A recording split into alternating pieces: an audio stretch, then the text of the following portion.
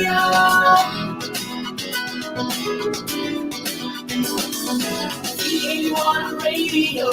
V81 Radio.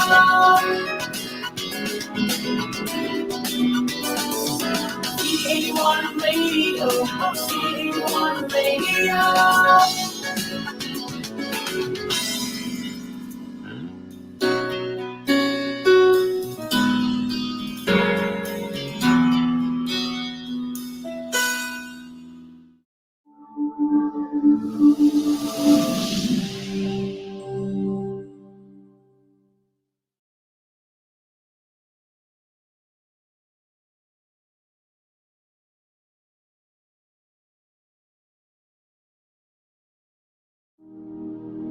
Our Almighty God, Creator of heaven and earth, Father and lover of our soul, you sit on your throne of mercy and rule with your love and faithfulness.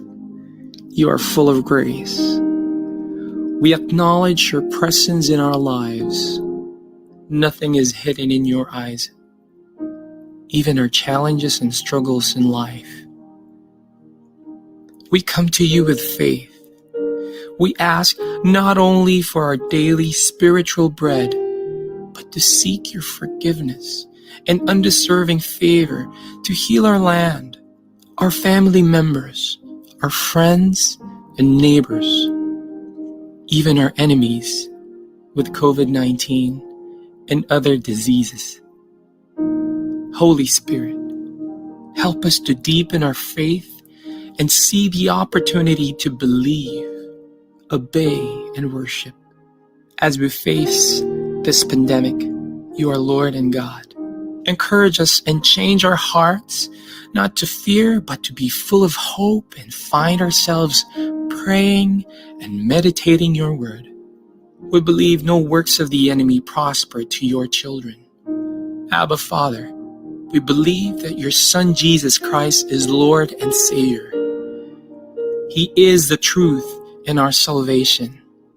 Hear our prayers, O Lord, and most of all, not our will, but thy will be done. We pray this in Jesus' name, the name above all names, who was and is to come. Amen.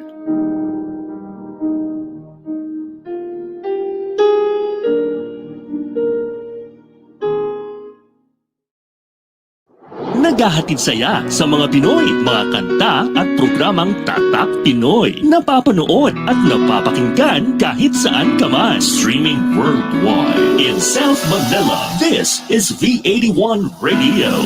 Malayo ka man sa iyong pamilya, dito ay hindi ka nag-iisa.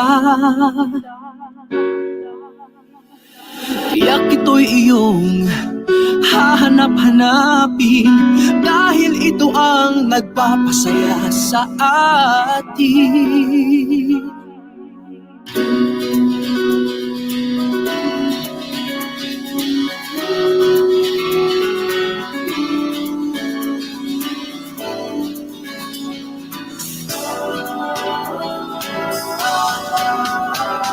V81 Radio, V81 Radio. Ito ang radio mo, ito ang radio ko. V81 Radio, V81 Radio. Dahil mahal namin kayo. V81 Radio, V81 Radio. Para sa inyo ito, V81 Radio. Ito ang paborito ng bawat Pilipino. Basta all hits, all Pinoy, panalo. Merong kwentong iyakan at tawanan, kahit nasaan ka man ito'y mapapakinggan.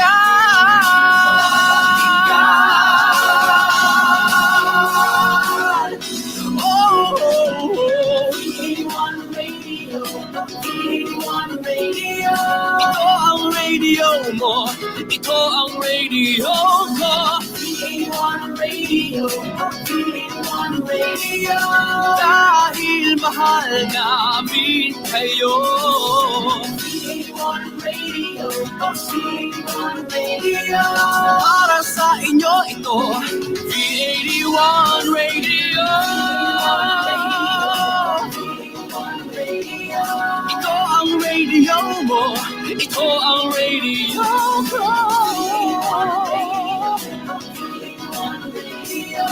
Dahil mahal namin kayo.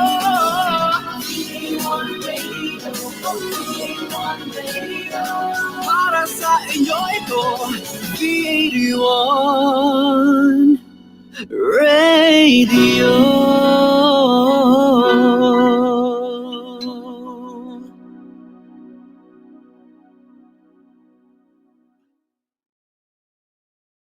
The views and opinions expressed by the host do not necessarily state or reflect those of the company and its management. Furthermore, the views and opinions of the guests do not reflect those of the host, the show, this station, the management, and the network.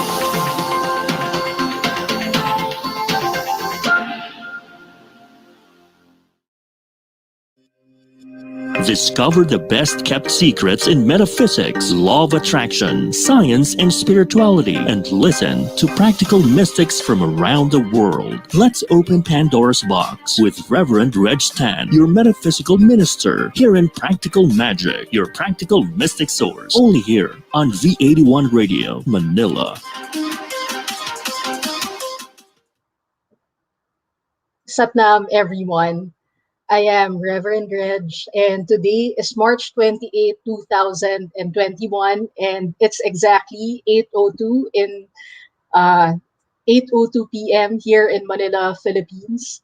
And it's actually the season finale of Practical Magic, and I'm very excited because we spent the last 3 months learning about metaphysics, science, spirituality, and even the latest technology that actually validates how philosophy, spirituality, and science are coming together to validate our understanding of source energy, the concept of God, mind, man. So all of that is reconciling to make our lives a lot easier to manage, especially these days. If you're not really updating yourself, it's easy for us to go back to our patterns. It's easy for us to use our uh, programming in the past and accept that it's the only basis for whatever life experience that we have at the moment. So, one of the things that motivated me to start Practical Magic was to make a lot of people understand that our lives doesn't have to be filled with suffering, because so much of the programming that we have learned in the past is that we should accept suffering as a necessary part of life. And one of the things that I want to share with everyone, we can actually use the term, we're experiencing growth, we're experiencing the maturation of our soul. We're learning how to understand our personal relationship with source within us, the Christ presence within us. And it's really amazing because we're learning all these things. And I know it's going to be Holy Week in the Philippines and many parts of the globe. And for us Filipinos, Holy Week is one of those times of the year where we really take a pause from our day to day lives or our day to day regular activities. And a lot of people, although they are not exactly in tune with the idea of God mind man relationship or the law of attraction or the sowing and reaping action, that is actually a universal principle, regardless of uh, our core beliefs or our religious beliefs, that it's a universal principle. Regardless of your belief system, it's going to take action in your life. It's something that we have been discussing generously in the show because if we're not aware of those things, then we're going to keep continuously living our lives on autopilot, and you're going to think that life is unfair, life is happening to you without any feeling of autonomy with your circumstances. And in fact, one of the reasons why I'm able to share this generously right now, I have been attending the Heart Math event, and it's such an amazing experience because If you were listening to one of my idols last night, his name is Greg Braden, who was actually my inspiration for the Philippine Coherence Initiative. Greg Braden was saying, we have within us the capacity to actually transform our limitations, look for the growth opportunities in all the situations that's happening to us right now.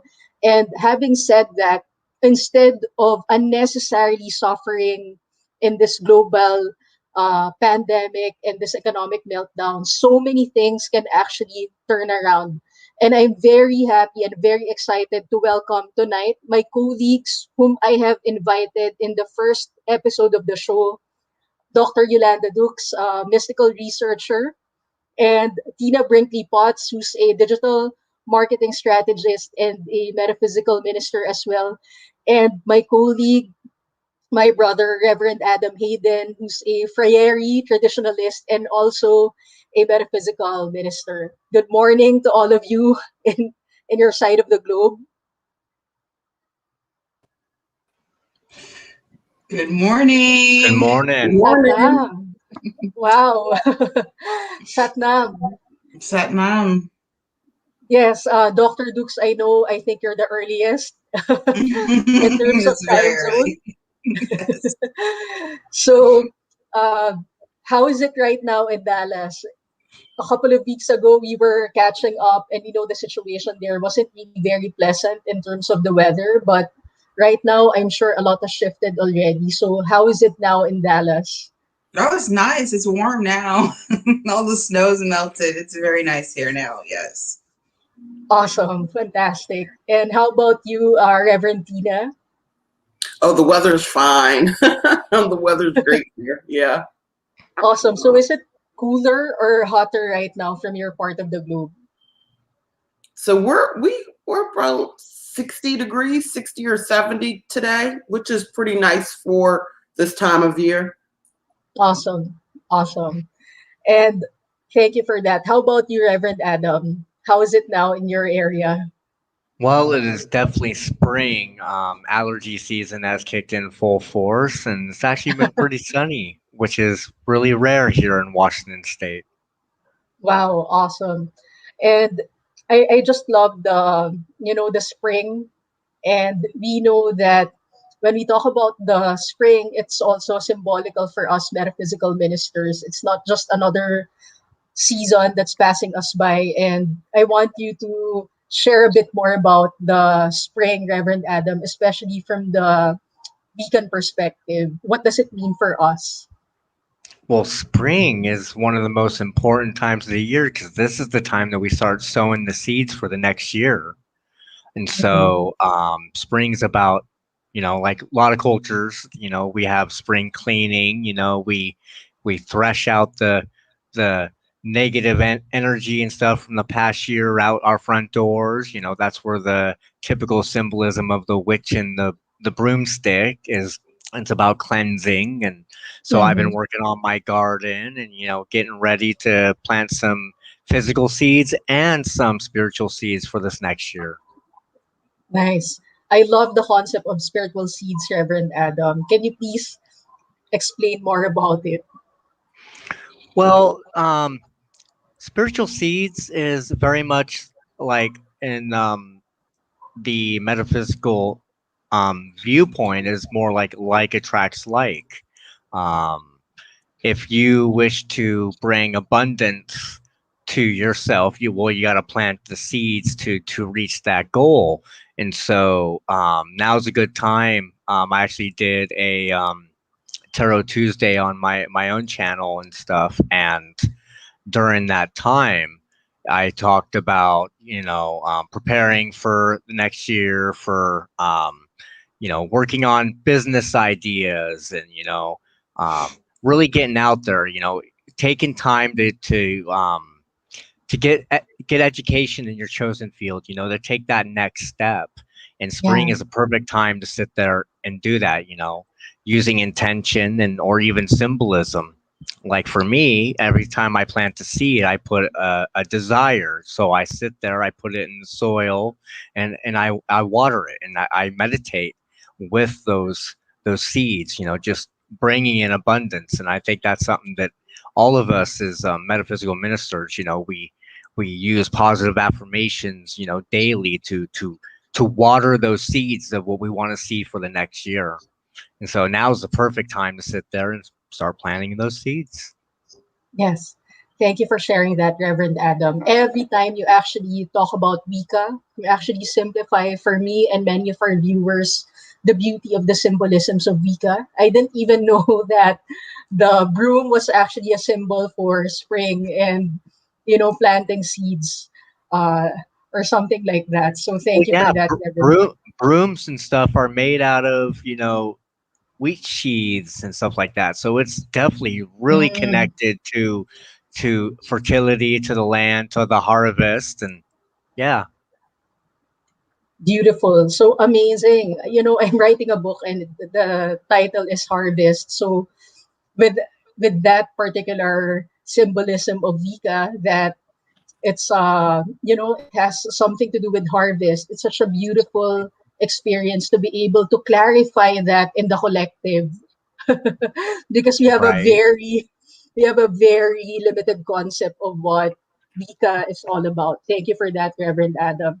And I Very welcome.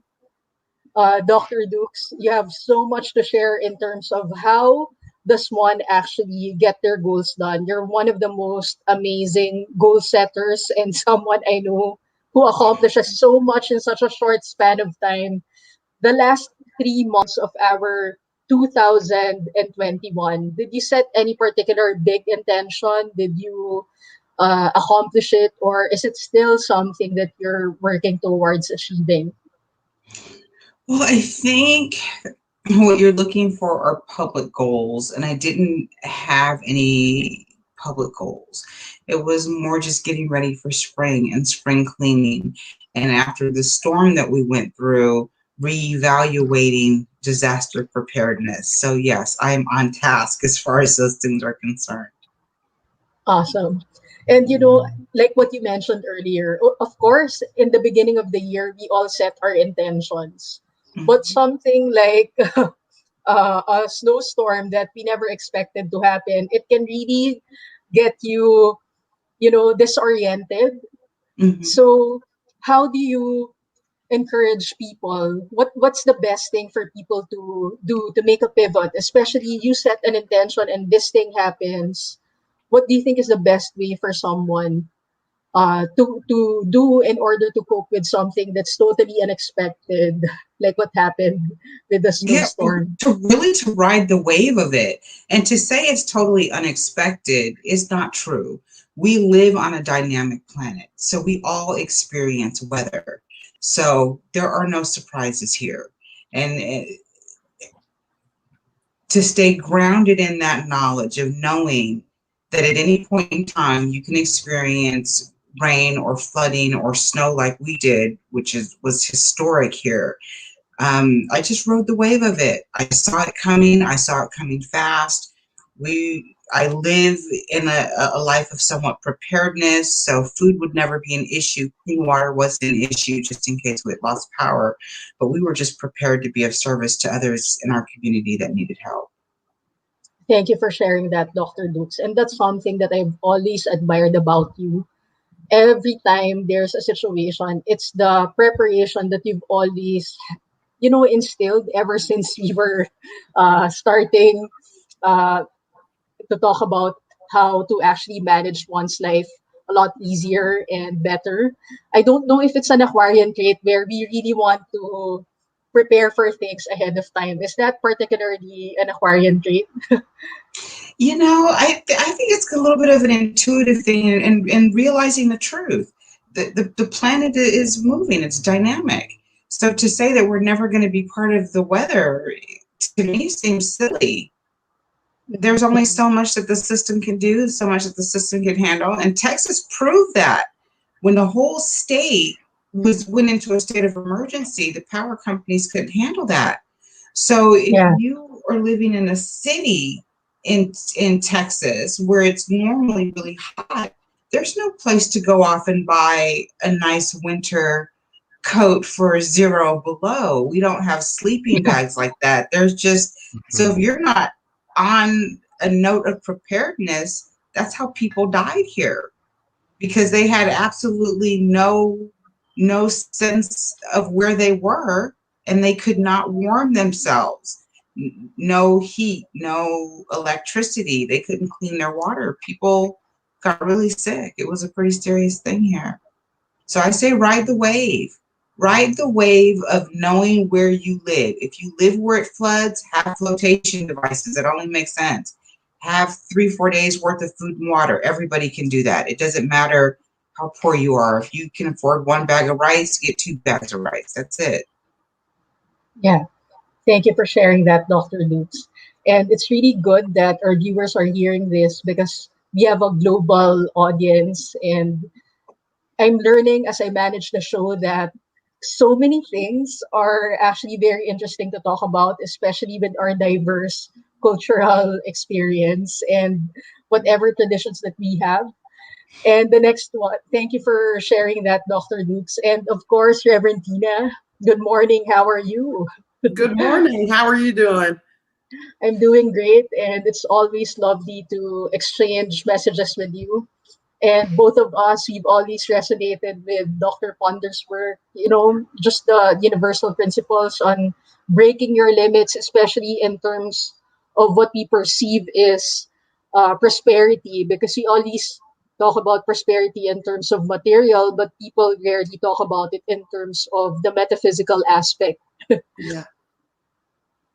So you're talking about the square of life, right? Like you want to be happy, healthy, whole, and rich, as far as I'm concerned. And so that's like the square of life. And most of the time we talk about prosperity, we're talking about money, but it's all of it. It's understanding that, as Adam was talking about the seeds, all I kept thinking about is your thoughts. Every day you're constantly planting seeds. So what are you going to plant and then water and then harvest? And the bottom line of it is that we have a lot more control than what we believe or what we were ever taught. And so a lot of times we're going through the world and we're going through the world. I don't like to use the word unconsciously, but I like to say by chance. We believe that everything is just happening by chance, but we could actually have more control. And I think that is what true prosperity is understanding your role in all of it and beginning to hone and do things a little bit more deliberately. Yes. Thank you for sharing that, Reverend Tina. And it's such a beautiful thing that you talked about being deliberate. And I love that, the square of life. This is the first time I heard you talk about it. And it's really nice when you mentioned happy, healthy, whole, and rich. Yeah. Because every time somebody talks about being holy, I think a lot of people are also forgetting the fact that you are already whole and complete. And that's actually the root meaning of holiness. Especially, a lot of people think that being holy simply means being sanctified, but actually it means being whole and complete. You're not needing anything outside of you to feel that joy, to feel that peace, to feel that assurance from within you. And I love that we're talking about this right now because for me, one of the things that I love doing at the start of the year is really projecting into what's going to happen with my time in the next 3 months. And especially today, my God, it's full moon. Mm-hmm. And, and I know that nothing happens by accident. It's just amazing that it's the season finale of Practical Magic. And then at the same time, I have a full moon and I have the three of you guesting on the show. So what do you think is the significance of us meeting right this very moment with the full moon and with all this content to share to our audience, Dr. Lukes? Oh my goodness. What does it mean? It means it was meant to be. It means that we have beautiful things to share.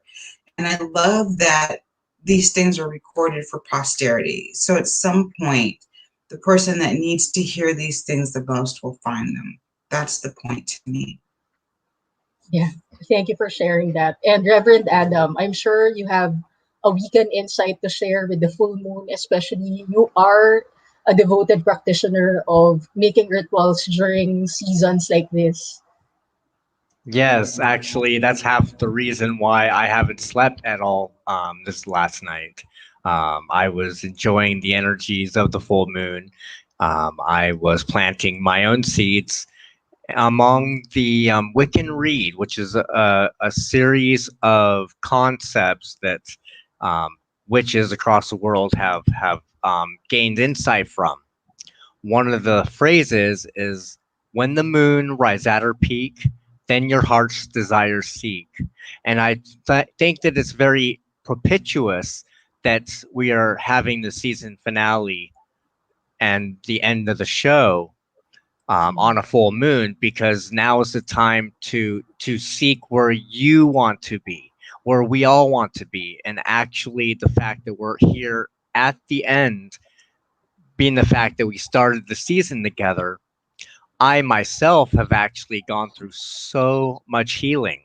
As many of the times we came together, I was in the process of healing certain wounds of my own, and it was actually tonight that I think I really made that healing. I can look at those scars now, kind of like that what is it? There's a certain art form among the Japanese, I believe, that when a vase or a pot breaks, they mold it together, holding it together with bits of gold, and that increases the price and the value of the broken porcelain piece or whatever.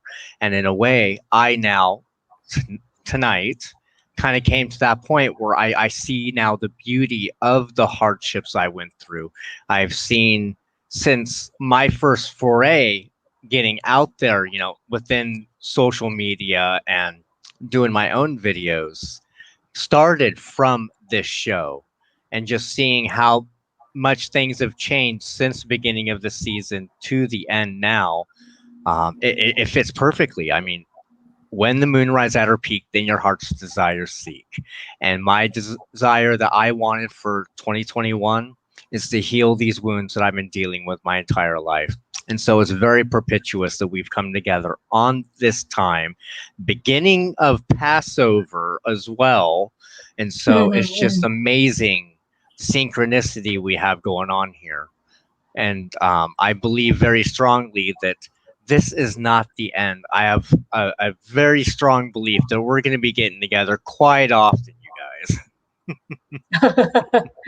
Thank you so much for sharing that, Reverend Adam. And I'm just very excited to catch up because I know that a lot of the things that the three of us have been sharing, especially about the school and the future of the metaphysical community, the culture of actually raising each other's capacity to thrive is very important.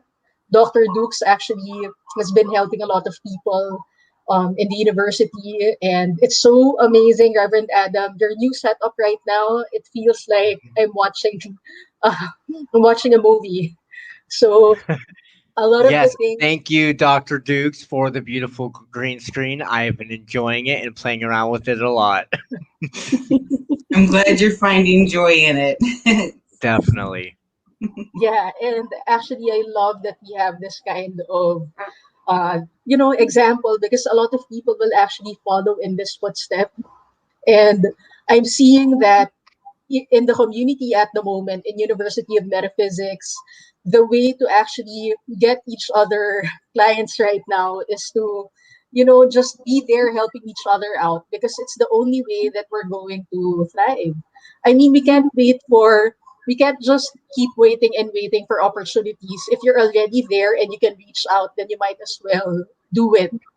And in fact, which reminds me how grateful I am to Reverend Tina because during the Happy, Healthy, and Whole Summit promotions, I believe there was a comment that wasn't really very pleasant for the LGBTQ community, but she was quick to back it up.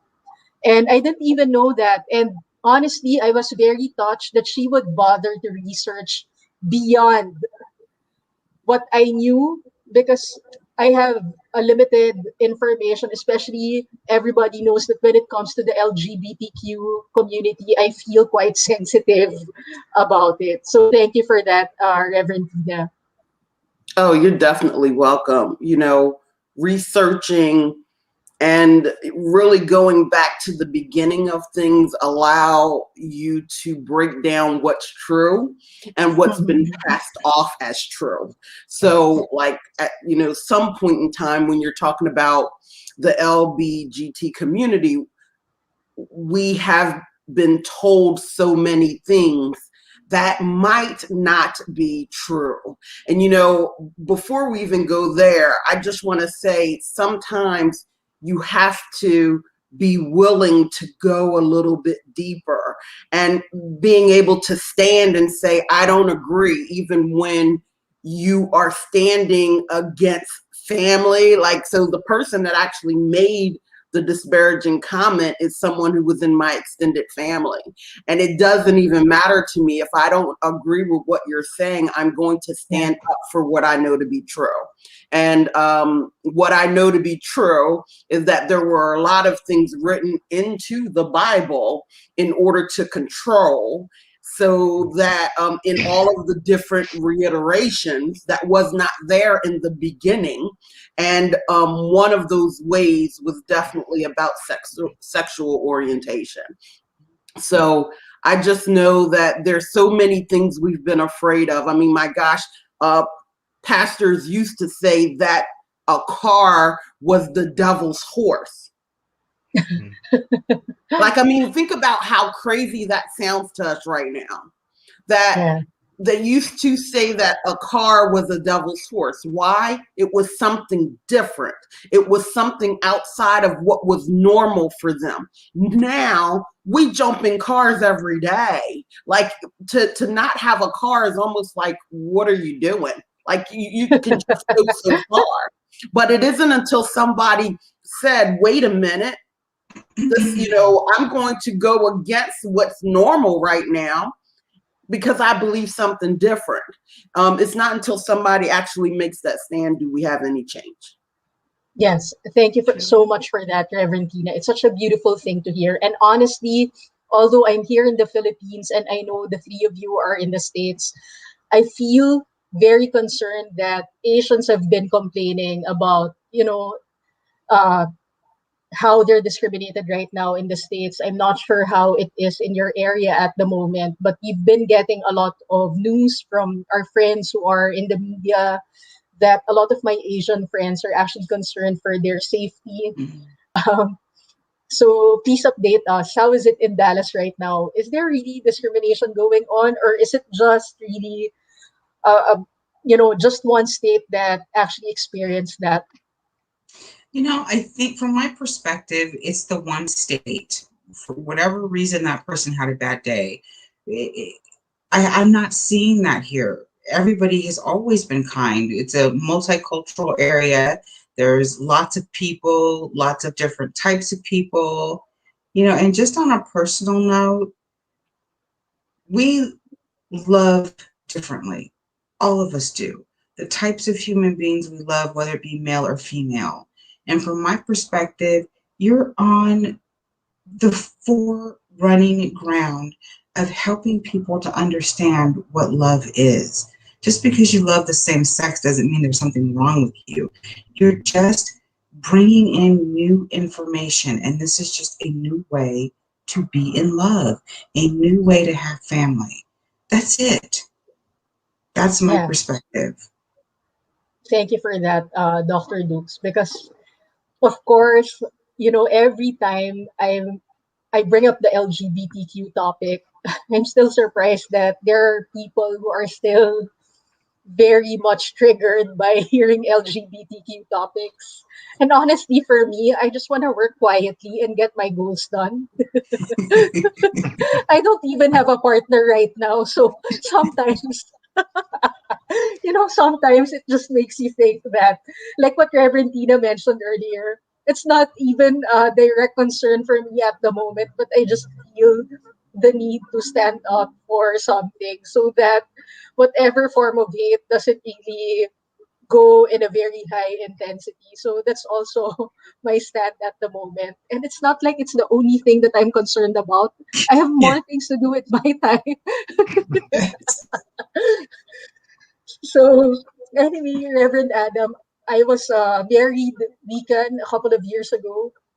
And I know in Wicca it was never an issue. So please enlighten some of our viewers about it because they might actually want to tie the knot through a weekend, right? Will you do it online? Actually, yes. I actually just had a really close friend of mine come to me and ask about um, how weird or whether there's even the legality of performing um, legally binding wedding services through the net. And I figure it this way: as long as that paper gets signed by everyone who needs to be signing it and it gets into the appropriate office, it's legit to me. And so I've got a wedding coming up in about 3 months or so, and I'm going to be with one of the partners and probably one of the witnesses to actually, do through video, this wedding ceremony. And then we're going to have to send off the marriage license to the person and then back. And it it's going to be interesting, but as long as there's a witness on either side and at least the minister is with one of the partners, then it's legit. And so post-COVID weddings have been off the chain. I'll just tell you that. It's been off the chain. I like the fact that for me in my local area, I charge about $100 as low as possible. In fact, most people charge about $200 for their wedding services. Well, I would charge a flat $100 fee and stuff because that takes the time for me to build the ceremony, run through the the setup and all that stuff, and then the actual day. But I would have to charge also for my gas mileage because I could be driving from 15 minutes away to 2 hours away, and to be able to not have to charge gas for my clients during this tough time lightens my heart a lot, to be honest, because every penny counts. And on the day of your wedding and stuff, that's the last thing you want to worry about, is did he get enough, money for gas to be here and be able to go back home and stuff, because, we're all suffering. But yeah, actually performing wedding ceremonies or in the Wiccan tradition, regular year and a day hand fastings and stuff during COVID has been very interesting, and it is legal, just as long as that paper gets signed by the right people and it gets sent in at the right time. So yeah, love freely. Yeah. Thank you for sharing that, Reverend You're Adam. welcome. And I was talking to Dr. Joy through chat earlier because she had a wedding ceremony earlier. And I was telling her, I think it's one of the best things to draw prosperity to yourself, marry people, and then have a flower shop. I think we need to have That's more inspiration these days because there's just so much tension in the atmosphere, and you just want to lighten up the atmosphere for everyone. So anyway, we'll talk more about making our atmosphere lighter after we come back for a short commercial. Sounds good. We'll be back shortly. This is Practical Magic, your practical mystic source. Only here on V81 Radio, Manila.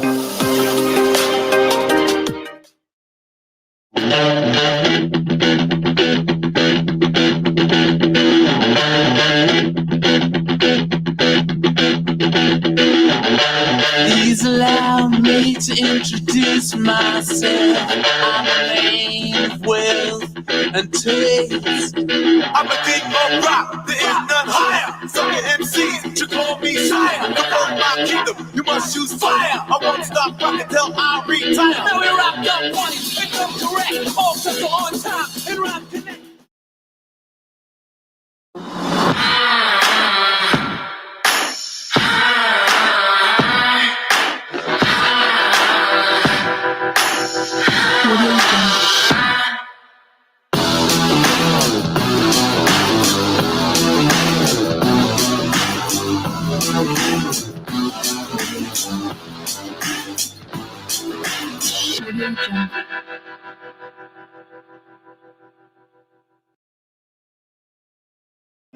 Now back to Practical Magic, your practical mystic source. Only here on V81 Radio, Manila.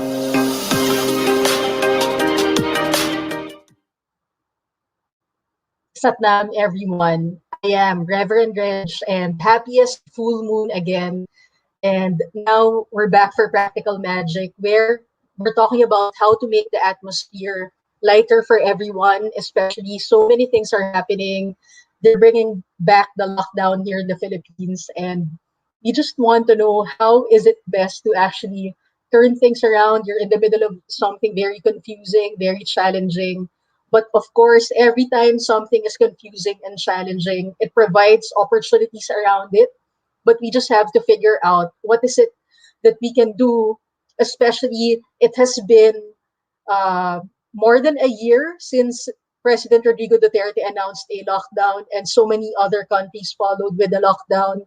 We went on a lockdown ahead of the United States, and now I'm back with Reverend Tina, Dr. Dukes, and Reverend Adam. So, just going back in retrospect, last year, do you remember the date when former President Trump announced a lockdown in the U.S.? About Reverend, has it been more than a year since President Trump announced a lockdown in your area? Or it wasn't really a nationwide thing, right? Because for us, it was really basically a nationwide thing. So it was I different think per we state, did right? state by state, if I remember right. It was pretty much it was pretty much up to the governors, I believe. But yes, definitely been over a year over here in Washington. Um, Honestly, it really, in the sense of being able to go places, it really didn't affect my life too much personally due to other health issues. But to drive anywhere, just like to drop my daughter off at her Mimas and stuff, to see just how empty the roads were. I Mm-hmm. live like a stone's throw away from I-5 over here, and to be out in my tent where I do most of my rituals and meditations and have absolutely no car sounds for an extended period of time was humbling. It was amazing, but it was also so sad to know why it was so quiet here in the middle of Mount Vernon. It was. Now things are, pretty much getting back to normal. I hear all the semis and stuff going around, on the freeway. I hear all the horns honking, and just the daily hubbub, of getting from point A to point B. But yeah, it's definitely been a life-changing experience, that's for sure. Yeah. Thank I you for want sharing that, Reverend Adam. Go ahead, Reverend Tina. I wonder, for me, I wonder if it's more about claiming what's new instead of Mhm. trying to go back to normal. Yeah. I think that's one of the reasons why you're seeing a lot of places go back on lockdown, because at some point in time, we need to accept how things are in the moment so that we can move forward to something new. And then it can Yeah. be better. Because the one thing, a lot of people talk about the parts that were bad or the suffering and this, that, and the other. But when you think about it, there were areas that were ridden with smog, and now that smog is gone and there are animals coming back into areas that hadn't been there before. Like, so Yeah. it feels like the world has kind of refreshed itself Mm-hmm. during this pandemic. And so when you think of all of the way that we can look at things, everything is perspective. Really, everything is the way that you look at it.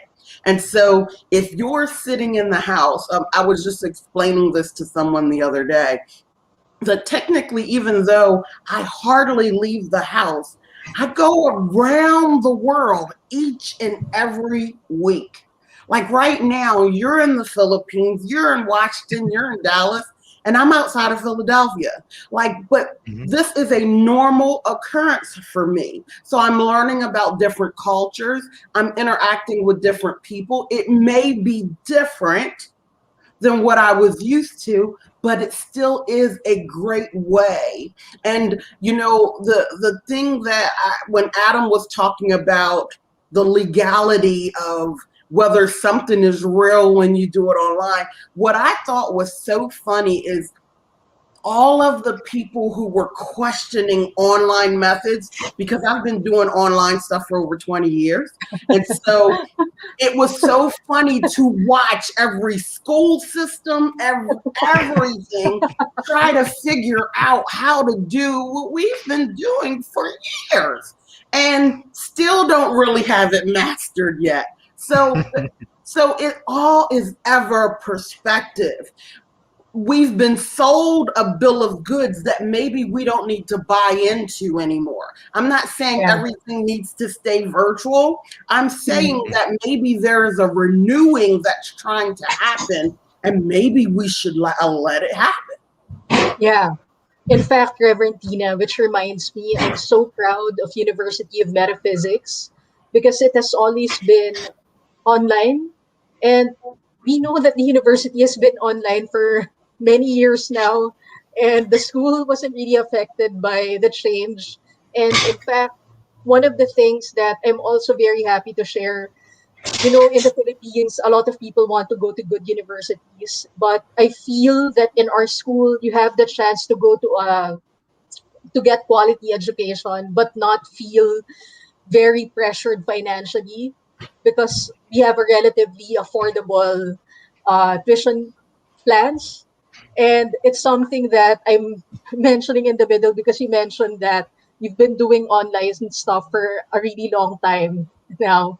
So anyway, Doctor, yeah, I was you just want going to to add say, something? you know, in the United States, there was the University of Phoenix, who was pretty much the pioneer That's of where I got my bachelor's degree. okay, was pretty much the pioneer of online. Okay. Mhm. And it wasn't until other universities started having a little bit of financial difficulties and weren't getting the enrollment anymore that they began to go online. So again, everybody doesn't embrace the change at the beginning. But when you decide that change is necessary and that I am going to be still and be present in this moment, and I am going to move into the expansion that's trying to happen. You will be a trendsetter, and you will be, as Dr. Dukes was saying, you will ride the wave. But most people, you know, if you think of the Flintstones, you remember how he used to stop the car and his feet would kind of dig down into the Yeah. dirt. That's what most people are doing right now. They're like, hold on, you know, it's going to be over soon. And so they're digging into a position that they need to let go. Can you imagine what would happen if you just ride the wave, as Dr. Dukes was saying? When you ride the wave, what could actually happen right now? It's funny because everybody's experiencing it. Yes, and you can be both spiritual and practical. That's what I would want the viewers to get out of this. You can be spiritual and practical. And it doesn't take a lot to prepare yourself for negative weather. An extra blanket, some old clothing, making sure you have a couple extra cans of food and a bottle of water. You know, it's not rocket science, really. Don't make it more complicated than it needs to be. Yeah. Thank you for sharing that, Dr. Dukes, because apparently a lot of people think that because it's metaphysics and magic, then you shouldn't be preparing in the physical realm. I remember I had two teachers in Reiki, and one time we were having a class, and the lesson was on psychokinesis, I think. And one of the parts of the class was how do you open the door using your mind? And then my other teacher got the key and just opened it. And then, and then The I path of think, least Right. resistance. yeah. So I think so much is actually getting into people's rational thinking, or they're in awe of the experience of mysticism. But really, it's also balancing what's already available in the third plane and go use it. So, having said that, we'll be back for a short commercial. After a short commercial, rather. We'll be back shortly. This is Practical Magic, your practical mystic source. Only here on V81 Radio, Manila.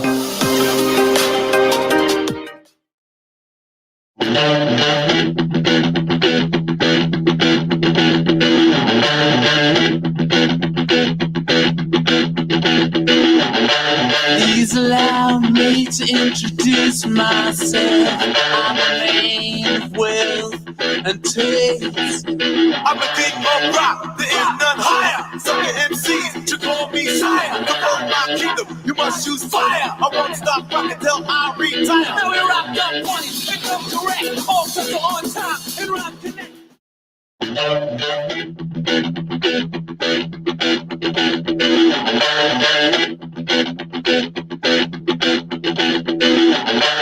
Please allow me to introduce myself. I'm a man of wealth and taste. I'm a king of rock, there is none higher. Some your MCs should call me sire. To run my kingdom, you must choose fire. I won't stop rocking till I retire. Now we rock up 20, and come correct. All crystal on time, and rock connect. Now back to Practical Magic, your practical mystic source. Only here on V81 Radio, Manila.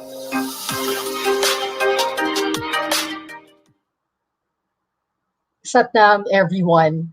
I am Reverend Reg, and happy full moon again. I know I keep saying it, but it's one of the best times to actually let go, forgive, and release any pent up emotions that's no longer serving your highest good. And at the same time, I'm very grateful that today I have Reverend Adam, Dr. Dukes, and Reverend Tina talk about going with the flow. And so much of what's happening right now is actually something that we can move on gracefully if we just decide to actually accept what's happening right now and see how we can thrive under these circumstances. So, going back to our discussion, and Reverend Tina, I know that you had such a beautiful sharing earlier, especially when you talked about you've been doing digital marketing for such a long time and it's nothing new to you. And you feel that if there's a return of a lockdown, it's because people are not moving forward from what they're used to. So I want to ask you, are you Aquarius or air sign by any nature? Because they say that it's a lot easier for air signs to actually just move on and not get stuck in a situation. Not at all. I'm a Virgo. I'm a water sign. So, yeah, no, I'm not. But what I do know is that I am very much able to understand everything is spiritual, everything. And so I'm going to sit present and go, how do I move forward with the least amount of suffering? Because there's a difference between pain and suffering. We suffer because we don't want to let go of what was. We suffer because we hold on to things and we're so attached. But when I go, oh, wait a minute, that's not mine, and I let it go, then I can start doing a whole different thing. And I think that is one of the lessons. We can't go back to the way it was. There were things that were completely out of balance. It's time to move forward. Yeah. Thank you for sharing that because it's difficult actually.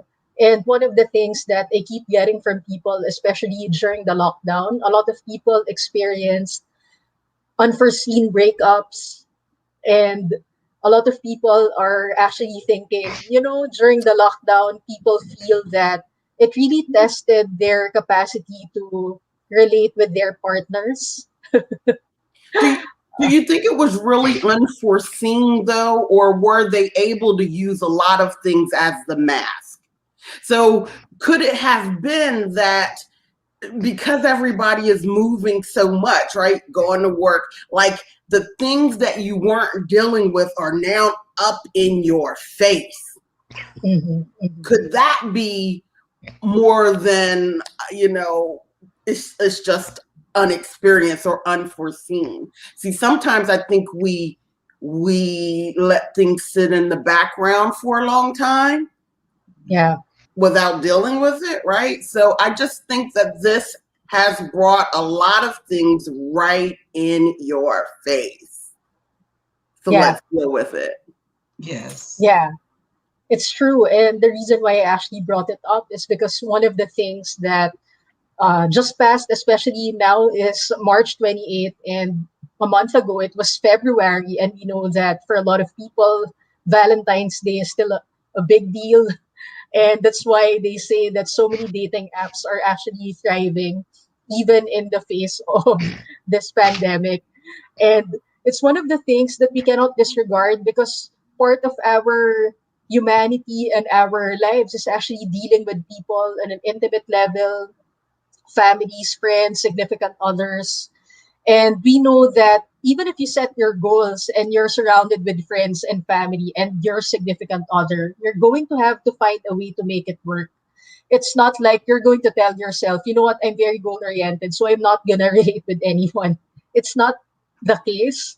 There's always going to be the space where, whether you like it or not, you're going to have to deal with relationships. And it takes a lot of energy to deal with other people other than yourself. So this second quarter, Dr. Dukes is smiling. Why are you smiling, Dr. Dukes? I'm smiling because I have spent many a Valentine's Day alone. So So I get the significance behind it and why people want to be in a relationship, but letting go of the old and letting go of what you think you want, letting go of what you think is good for you, and exploring something new is the menu of the day. yeah, and in fact, it's funny because when I listen to other dating coaches now, and I get a variety of information, and some of them are actually saying that the reason why there's such difficulty in managing relationships now, it's because they're saying there's not a clear definition already of gender roles.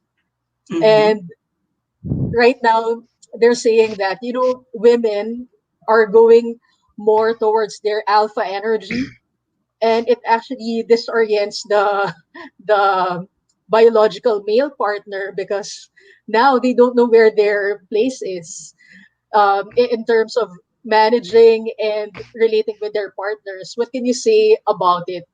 Uh, let's start with Reverend Adam. Well, being a biological male, for me, I think I started with that concept of gender roles when I hurt my back and I had to quit working before the pandemic started. And now, most of my life, I've always been more of the domesticated partner. Give me dishes, I have no problem. Give me laundry, I'll go ahead and do it. I may not get it folded and put away the same day, but I do the cleaning. That's my thing. That's my form of meditation and my giving back to my family. Um, but it's been tough, to be honest. I went from working, fast food. I enjoyed my job. All I had to do was fry some chicken, pretty much just, the same repetitive thing over and over again. And after many years of working fast food, heavy back labor intensive stuff, to go to, being able to do DoorDash, and then finally my back got bad enough, I'm pretty much homebound. And where I used to have that break, go to work, I get a break from, the household, the family, and I get to compartmentalize, my life to go from I'm here 24/7 and my partner's here 24/7 because she's doing college, and we've got our little wee one, and and we're here 24/7. I had a hard time of what am I going to do with that extra time? Yeah. And having a 4-year-old, I came to learn really quick and stuff. There is no such thing as extra time. And so, my times of being able to do the work I do, with distance healings and guided meditations, and working with my clients, I've, they sit there and say that, you can schedule your own day. No, you can't. You can't schedule your own day. I'm lucky if I can fit in, because I do my stuff, throughout the week. I got a day where I do guided meditations. I got a day that I do petitions. I got a day I do tarot readings and stuff. And I got to flip it around with, everyone else's schedule. And no, I ended up, it's not that I didn't have more time. I had to change my priorities and perspective. I had to go from, I was always told that, the man is the breadwinner, that typical, really unhealthy tropes and unwise belief systems, deeply inherent in, the biological male patriarchy, to go from that view and to be okay with, I find more joy, cleaning my house, raising my child, and being more of the supporting anima to my own partner's animus, her masculine and, feminine. And she's more of a go-getter, she's, I would not want to get in her way. And I'm very, very, I don't want to say submissive, but more feminine in tone. As a Scorpio, I'll take a lot and stuff, but you reach that point, you unleash the dragon, so to speak. But my partner, it's more the other way around. She will put you in your place. It doesn't matter, who you are.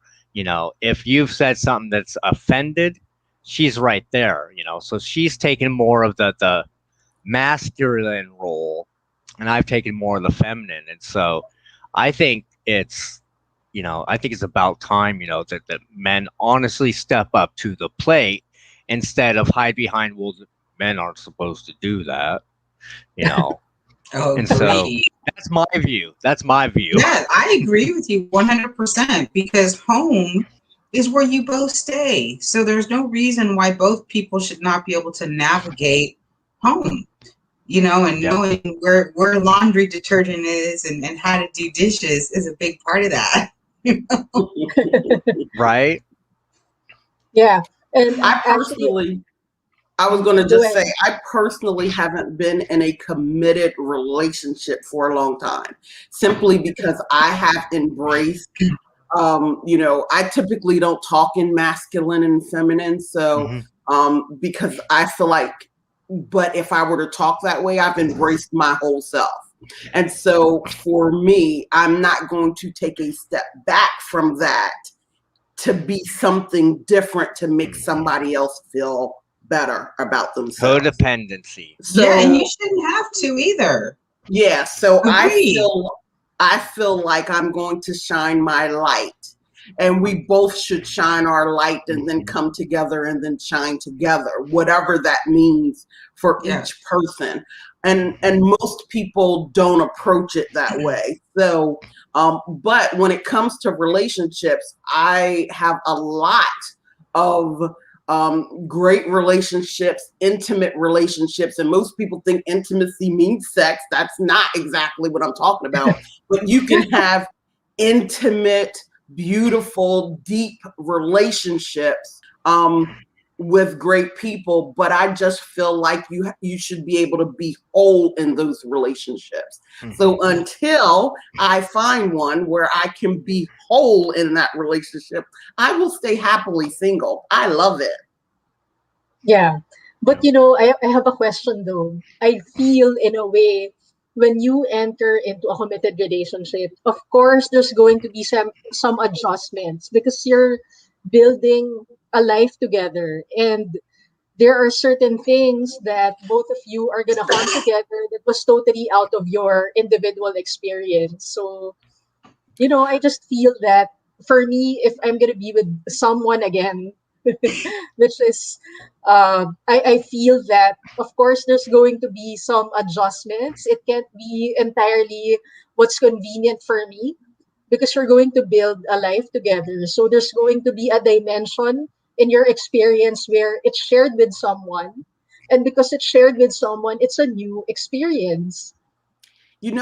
I while I'm happy that that's the way you look at it, I'm going to tell you that I might just be single for a long time because I've really bought into the concept that I can be, do, and have anything, and so I don't believe in compromise anymore. I don't. I believe in full expression. And so I believe that there is that right person or that right activity that is going to allow me to be in full expression and to be doing like that whole idea. Like I was last week I was doing a workshop, a team building exercise, right?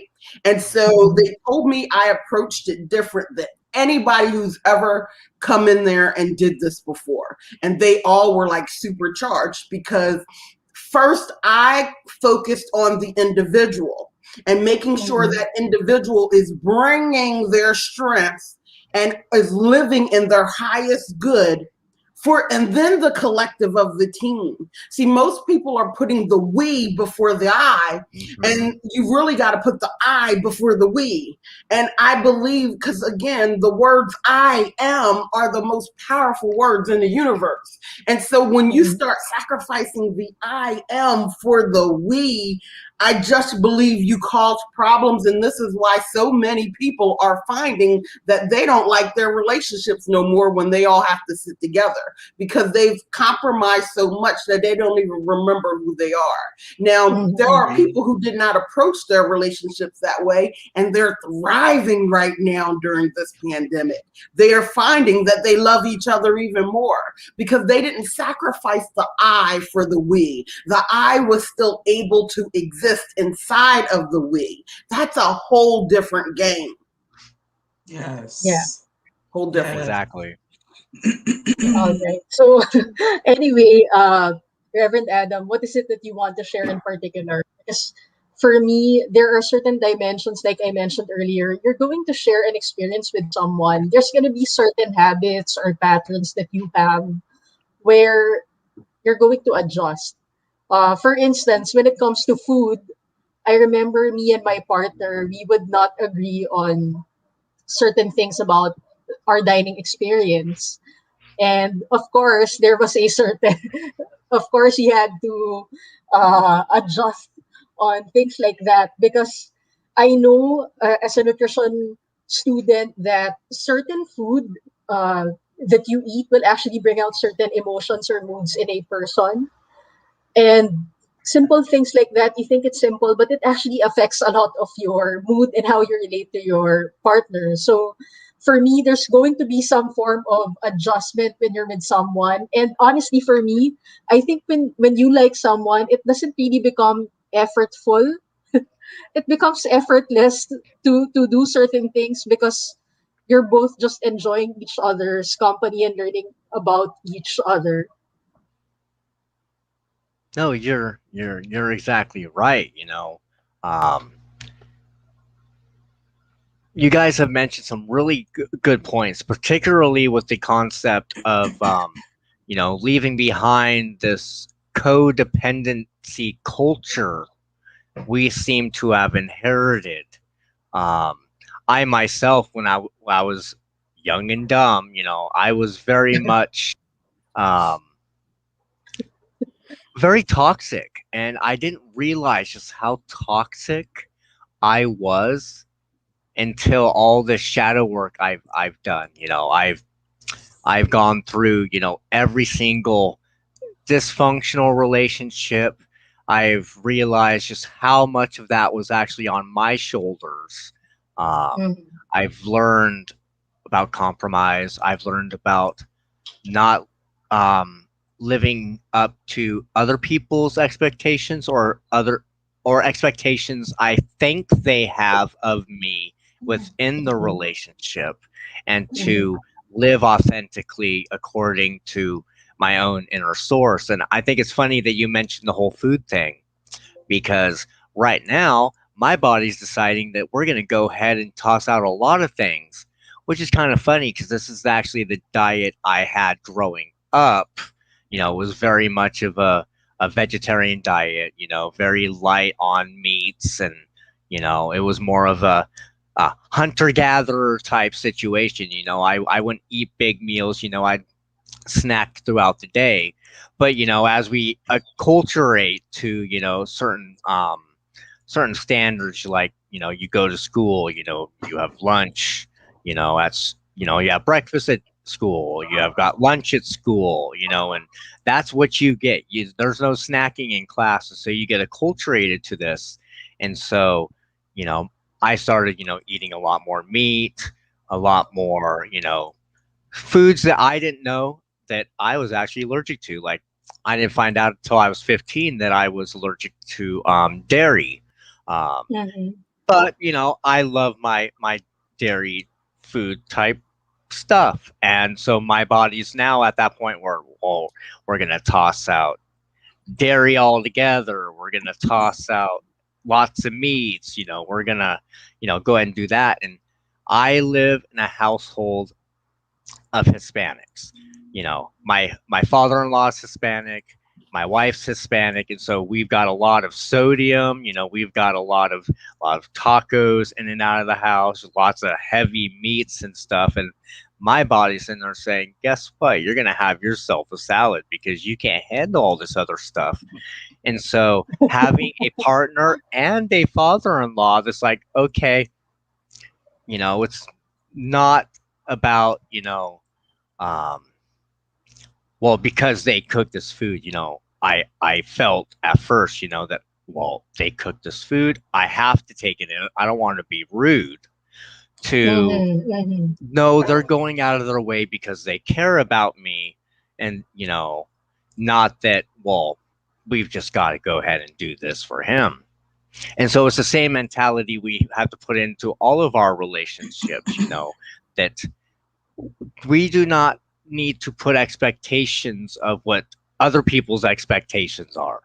And so when you're living authentically and you're living in harmony with source, then these things are going to sit there and harmonize themselves, as long as you are looking within yourself for your happiness and not necessarily someone outside of yourself.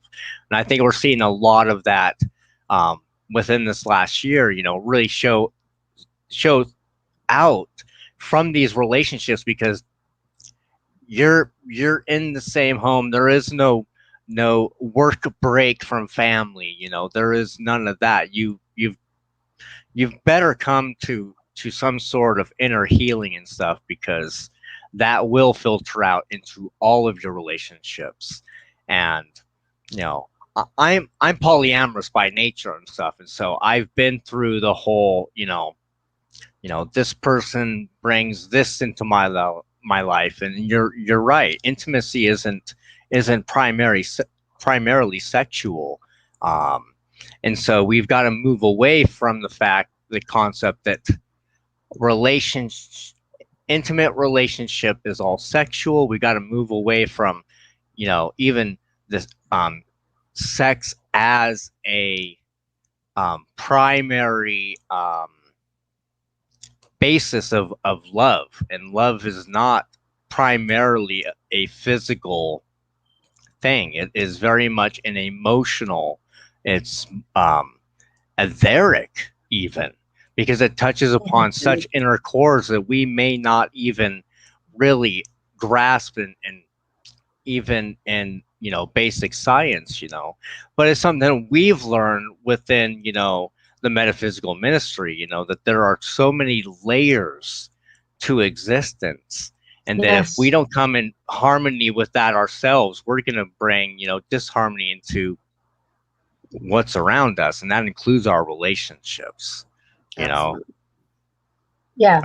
Thank you for sharing that. A lot of people keep talking about shadow work, and I just want to bring this in the table right now because I think it's important to realize that, for example, Reverend Tina and I were very big fans of Dr. Catherine Ponder, and we know that when you chance upon any Dr. Catherine Ponder's work, she will talk about not embarrassing yourself when it comes to looking back at your past where you have made mistakes and then staying in that space. Reverend Tina, Dr. Ponder always talks about you can forgive yourself and you don't necessarily need to have the approval of a community for forgiveness, or, you can actually just write it down, let go of whatever upset that you have, and you don't have to cause another drama calling attention to yourself because you feel that there is something that you need to rectify. And now people are talking about shadow work. And honestly, for me, I don't think it's my business to insist that I do shadow work on someone who's also not asking for my, for my opinion. I just think that I don't know, maybe it's just, if it's not of my business and they don't hire me for it directly, then I don't want to get in the way of examining that. And sometimes it makes me think, as a metaphysical minister, is it really necessary that you get into those details, or shall you just address those things as they keep coming up? Yeah, I don't, well, I'm I actually have two beliefs. So first and foremost, I believe shadow work is, it's necessary when you haven't owned up to it, because you really got the thing that needs to happen in every situation is you got to own where you are in that thing. So if you have issues with money, you got to own that you have issues with money so that you can get to where you are emotionally, energetically, so that you can now move it up. Same thing with relationships. If you have problems with people at work, if you have problems in your intimate relationships, you got to own the space that you're in so that you can move it up. Now, there's differences, and this is where the things that I don't believe when it comes to shadow work is I think a lot of times people go backwards before they go forwards. I believe you got to own where you are and then move forward. Now, sometimes people have to go back because they're putting pretty words on trying to mask where they really are, right? That's just like, as a mother, a lot of mothers will say, I'm fine, and they're bawling inside. Right? Women do this all the time, right? I'm fine. I'm really fine. And the tears are about to flow, right? But they're using the pretty words. So they really haven't owned where they are. So for them, you have to kind of go a little bit backwards so that they will embrace truthfully, no, I don't feel seen. I don't feel heard. I feel like everybody's just dumping on me. Once you get them to the truth, then you can move them forward. And I think so I try not to do shadow work because I don't think it's necessary, but it is necessary when you won't own where you are. So. Very good point. Very good point. If I remember right, didn't Dr. Masters in one of his lessons and stuff talk about the concept of neurosis, where the inner world is stuck at one specific point while the outer world has moved on? I believe he mentions that there becomes a stuckness. And within the fairy tradition that I practice, we have the concept of soul fragmentation. And so you're right, not everyone needs to do shadow work. Some of people just need to be shown or have these pressures released within them. Now, soul fragmentation is when there's been some really severe trauma where energy has been taken, not necessarily trapped like in neurosis, but it has literally been taken, kind of like the concept of rips in one's aura, or tears within one's psyche. And so you're right, not everyone honestly needs to do shadow work, and sometimes people put the label of shadow work on something that's really not shadow work. It's really just bringing out the stuck energies in this, as Dr. Masters mentioned, this neurosis. And so you're right, shadow work is not for everybody. Yes, but I agree with you wholeheartedly. But let's be clear too. There are people who are when you're living energetic patterns over and over and over and over and over and over again, then it's time to own that energy, right? And then you do need to do that shadow work. You do need to really, because you don't even want to own that you have this pattern, right?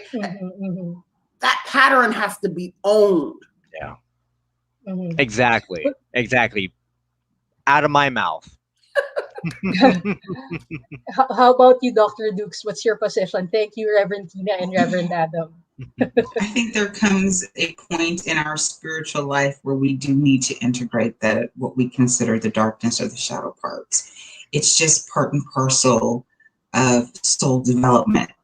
And it can be startling. It can seem very painful. Looking back at your own actions, realizing that the way you may have impacted another life and how you may do things now completely differently compared to the memory that you're reliving. So I find it's essential. I think what they both said is very valuable, but it's part and parcel. It's part of being a soul. We have to recognize that there's two parts of us. We're not all good and we're not all bad. Thank you for sharing that. Do you find that the people that really need to go down into shadow work is because they haven't embraced that we're not all one side or the other, that we are both? Yeah, it's a learning. This is a great big school of learning. And however we get there, or whatever pretty words we use, we're all getting there. Whether we do it in this lifetime or whether or not we need to shed our body in order to see things fully, it is, from my perspective, all about perspective. We're all God looking at life as this beautiful gay woman, as this beautiful woman of color, as this very handsome fairy man.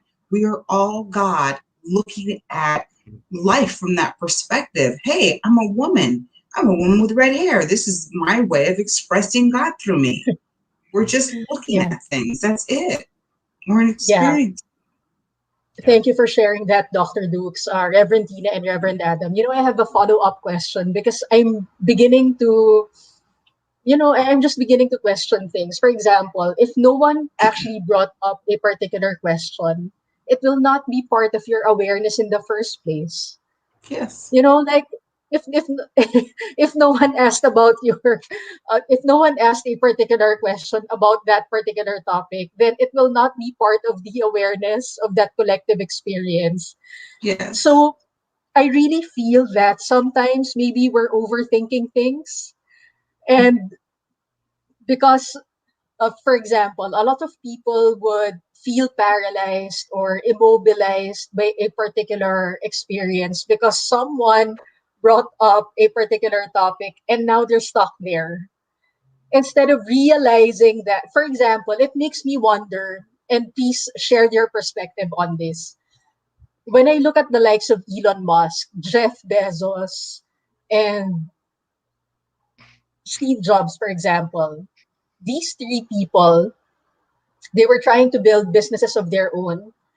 And I don't read any of them thinking, you know what, I'm going to go through an energy healing experience, check my blocks. I never heard any of their biographies that they ever went through anything like it. But sometimes I think, for people who have been into the mystical path or they've had that experience, so they go through a healing session and then they start analyzing things. And then it makes me think sometimes, because I want to know what's going to be the best approach for me, of course.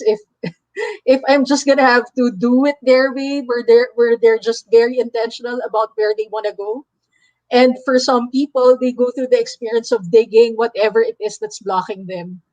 So it just makes me think why certain people are wired a certain way that they don't have to go through that kind of mystical experience. And they're just able to achieve step by step the things that they intend to accomplish. Well, like everything in life, like the examples that you put before us, you chose very wealthy men. And it's okay to read their books and follow their plan. But the true knowledge is realizing that wealth is intuitive. Mm-hmm. They weren't Yes. following by someone else's playbook, so why should Yes. you? Right. You know, instead of the attitude of push, push, push, if we just have the attitude of I'm wealthy where I stand. Mhm. Yes. How would your life Yes. change by just saying that? I'm wealthy where I stand. Yes. Yeah. I love Be that. that magnet. Yeah, be that Yeah. magnet. I really love what you just said. I also think I don't think you hear that language from them specifically, the people you name. Let's talk about Elon Musk. I don't Mhm. think you hear that language because he's going to use more of a scientific language than a spiritual language. And let's talk about how, right? Like, so where we were just talking about shadow work, right? Mm-hmm. For me, instead of shadow work, I like talking about the law of polarity. Mm-hmm. For me, where people talk about the masculine and feminine, I like talking about the law of polarity. Again, Mm-hmm. so like, because the yin, the yang, all of those things are really the same. We all just gave it different labels, right? And so Mm-hmm. with like a Steve Jobs, people will say he was a hole, right? Mm-hmm. Mm-hmm. Plain Yeah. and simple. But at the end of the day, he had this vision Mm-hmm. that was given to him by his source. And so once he saw that vision, he became like a dog with a bone going after that vision. And while a lot of people around him didn't understand it, he became that dog with that vision, that dog with that bone. Like, and the thing that a lot of people will tell you after the fact, not in the moment where they were breaking down crying because of his rough way of doing things, but Mm-hmm. afterwards, they would all say how he brought out a greatness in them that they didn't Yes. know was there. Because guess what would happen with them? Some of them would sit there and go, well, wait a minute. I don't think Tina's going to like it if I do that. Or Adam, if I say that, Adam's probably not going to agree. Or Dr. Dukes isn't going to agree with me. So I'm not going to say that. He didn't have that filter. So Mm-hmm. he was going by what was going on in his relationship with Source and the vision that was implanted, not the validation on everybody else first. And so there was the butting heads there. And I think a lot of times that is the biggest problem. When we look at things that people brought into the world, we're trying to put it through our filter instead of understanding they got their own filter. They have their own direct connection to Source. Yes. Thank you for sharing that. I like what you mentioned, Dr. Dukes, about I'm wealthy where I stand, because one of the things I picked up from Jeff Bezos was this. And he was saying, you have to be very good and focused, whatever it is that you choose to do, because somehow along the way, things will really choose you. You know, you think that you're choosing things, but in fact, that particular drive to do something will come from within you.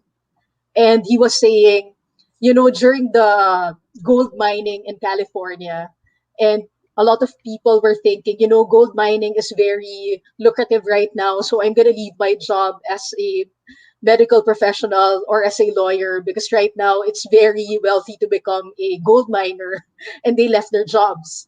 And what he was saying was, if you decide to actually become wealthy, you have to decide that whatever it is that you decide to do, you're going to have conviction for it, whether or not it's lucrative at the moment or not.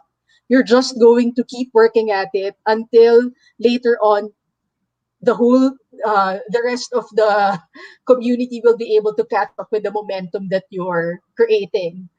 And just the same that what we're talking about right now. For example, even before the conception of practical magic, it was just an idea. And then later on, I realized, hey, it's March 28th right now. It's the second season. It's the season finale.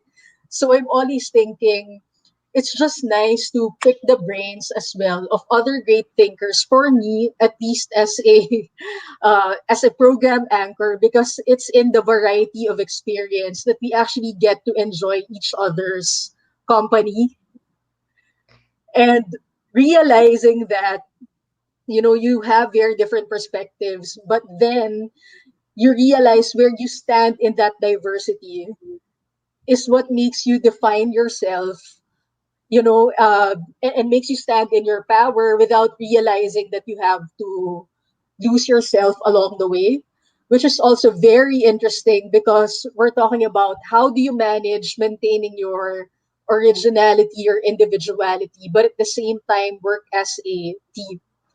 And we don't have so much time. So, uh, what do you think about it, Dr. Dukes? How does one manage one's originality, one's unique capacity, but be able to function in a team environment?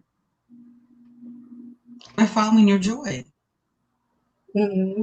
It's really and truly not any more complicated than that. If you're doing what you love and you're exuding love, then the people around you are going to feel that love. Is that not being authentic in the moment and being authentic to who you are, to do what you love and to share that love with the people around you? Yeah. Thank you for sharing that. But for example, in the case of people who would say, I have to wear a mask so that I can protect the community. And then there's another group of people who will say, no, I don't have to wear a mask because it's my joy not to wear a mask. And all these news that's coming up is actually not true. So how does one balance that kind of perspective? Well, that's within self. I wear a mask because no one's asking me to do anything that is fundamentally against my principles. I wear a mask to protect myself and to protect others. I think it's a fair arrangement, so I do it. But I'm not here to impose that as law on anybody else. That wouldn't give me any joy. Yeah. I love what you just said. When you think about it, all four of us are very different, right? All four of us. We do have something in common with the University of Metaphysics, but we're all very different. And we love coming together for each other and to support you in this show, right? Like, at the end of the day, we all, like, if people were to think or really to see all of our bios, we are completely different. We completely approach the same thing differently, right? Yeah. But we can come on here and love on one another and support each other's opinions and really understand that we each need to individually express ourselves the way that we need to express and love that. Period. You know, one of the things for me, I hate wearing a mask. I hate it. But I can tell you, when I leave out of my house, I have that mask on. When I'm like, and so I won't leave out that much because I don't want to wear it. So I go out for a short period of time and come back in. But the other part that I also do is I also make sure that I am vibrating the highest I possibly can when I walk out that door. Yes. Yeah. Period. Thank you. Amazing. Thank you for saying it, for sharing it, Reverend Tina. I think it's so important, that vibration that you're bringing out. It's such a powerful experience. And Reverend Adam, how about you? How do you balance now maintaining your authenticity, but at the same time being able to function well in the community? Well, it's pretty much like Dr. Dukes mentioned. Joseph Campbell, his number one quote that always struck out to me was, "Follow your bliss." If you are following your bliss, then it's almost like the universe will encourage it. Um, Mm-hmm. Now, as concerning the concept of such things as like the controversy about wearing a mask versus not wearing a mask, well, you can tell a lot about a person on not necessarily about them wearing the mask, but when just plainly asked, "So, why aren't you wearing a mask?" Seeing their reaction tells a lot about a person and the energy that they're vibrating from. Usually with me and stuff, it's been, "Oh, thank you for reminding me. I got it right, back at the car." That's the usual reaction I have. I will say Mm-hmm. I have dealt with, quite the opposite. "You mind your own business," or very low vibrational responses. And that tells me about their vibration level. And so the best thing to do, I've noticed with that, is, well, I don't want that vibration to pull me down. So I will exit from that stage. Not because I don't want to, help spread consciousness, but because I don't want to take the chance of being dampened by Mm-hmm. someone who's not even going to listen anyways. They've already put up their own mask or blinders to, what I have to say. You can usually tell just by like their facial expression. Do they cross their arms? Typical telltale signs. And so sometimes it's better not to engage Yeah. and to, go back to, okay, my bliss tells me that, I did my part.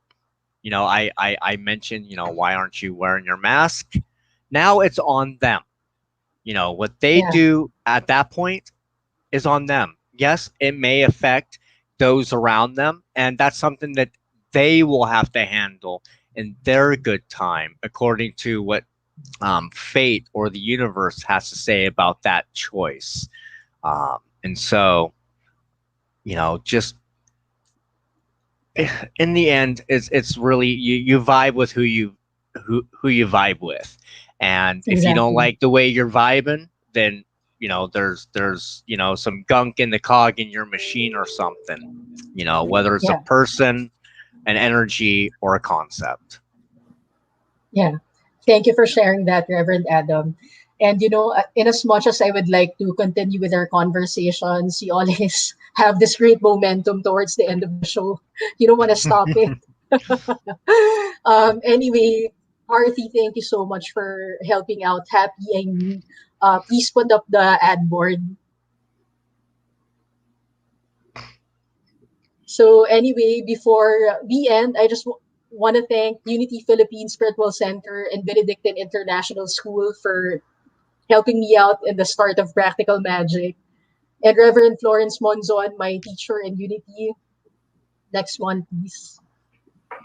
Also, one word, please, for our university, Dr. Dukes. Oh, yes, the University of Sedona, University of Metaphysics. True blessings for me and for all that crossed their path. I'm thankful that they're there. So it is. How about you, Reverend Tina? Beautiful. Beautiful. Awesome. And Reverend Adam? I can just say that I always cycle back to Dr. Master's work, no matter where my spiritual journey takes me. I always come back to the International Metaphysical Ministry and the basic principles that Dr. Masters has presented to us and the world. Thank you for sharing that. And next slide, please. All right. And I want to invite everyone. I really have this amazing feedback. Personally, for me, I've benefited a lot from the scholarship program. And I want to invite Reverend Adam. What's your comment about our scholarship program? Maybe other people would be interested to take advantage of it. The scholarship program is actually one of the best setups that I've seen, when it comes to metaphysical learning. It helped me, and in fact, I'm starting to actually work on my master's degree through their scholarship, and so, I believe everyone should at least take a look at it and stuff. Beautiful. Thank you for that. And Reverend Tina? I've actually recommended several people. So it's that have now started and are loving it. I am so excited that people from all actual religions are actually coming to the University of Metaphysics so that they can even have a deeper understanding of whatever religion they're coming from. So I love it. Beautiful. And Dr. Dukes, Yes, about the scholarship program.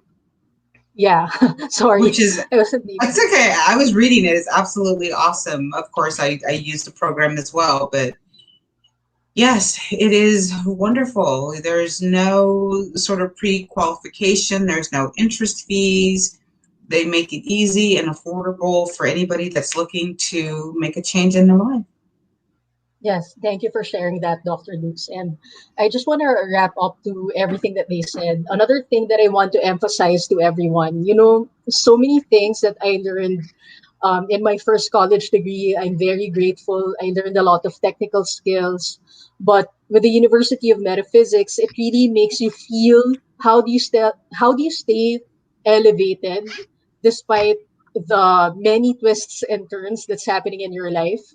And it feels really good to be in that space where you know that you're empowered and you have tools to elevate yourself despite of whatever seeming disappointment you can come across. I think it's so important to maintain your sanity. And Agreed. I just encourage everyone to just check it out, and everybody can use an extra layer of peace of mind. So next one, please.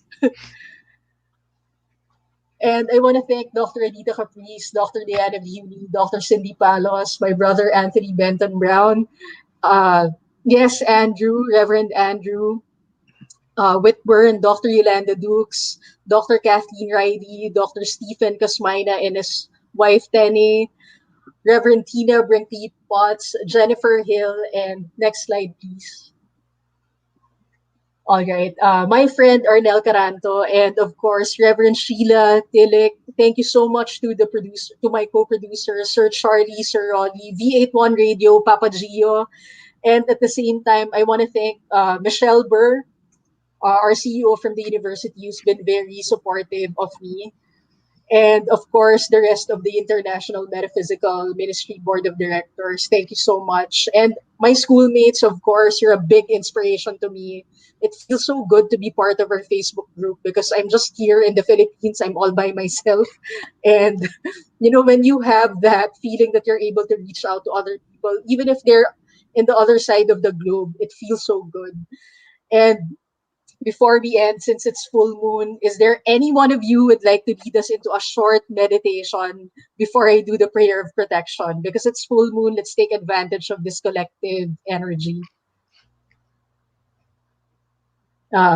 Dr. Dukes, would you like to lead us? I'd like to vote for Adam. Yes. Oh boy. Awesome. Oh boy.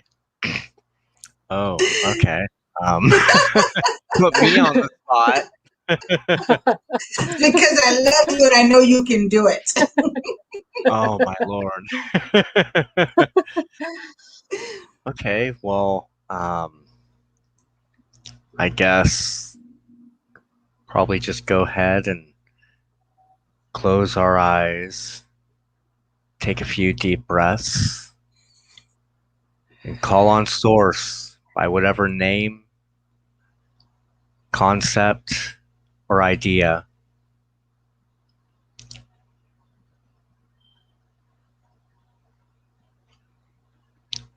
Let's remember to plant seeds of joy, of happiness, and of peace for the next upcoming time ahead of us.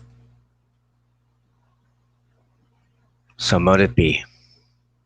And so it is. And so it And is. so it is. The light of God surrounds us. The love of God enfolds us. The power of God protects us. The presence of God watches over us. Wherever we are, God is and all is well. And I want to invite everyone, let's do this one final chanting of Satnam 3 times. Let's put our right palm touching our hearts, taking a deep breath in and out.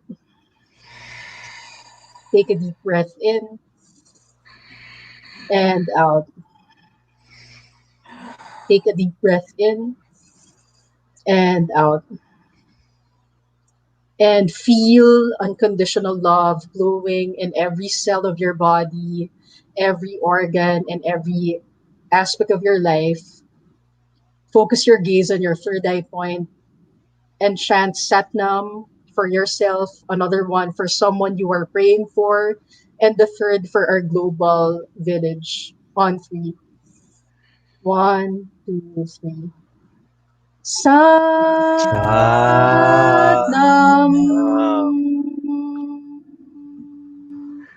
Satnam.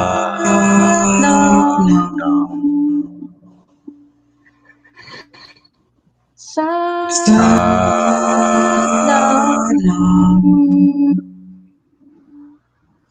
Satnam, everyone. Thank you so much for tuning in. I really had a fantastic time. Thank you so much, B81 Radio. And to all our viewers, remember, you are the magic you've been waiting for. Happiest full moon to everyone.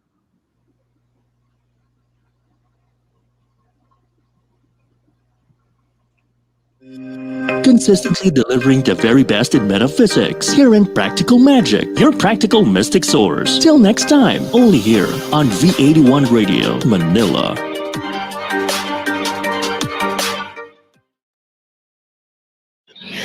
Tunog Pinoy, Tatak Pinoy, your all hits, all Pinoy digital radio station in South Manila. This is V81 Radio.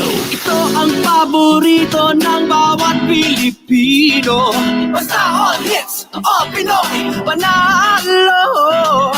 Merong kwentong iyakan at tawanan. Kahit nasaan ka man, ito'y mapapakinggan.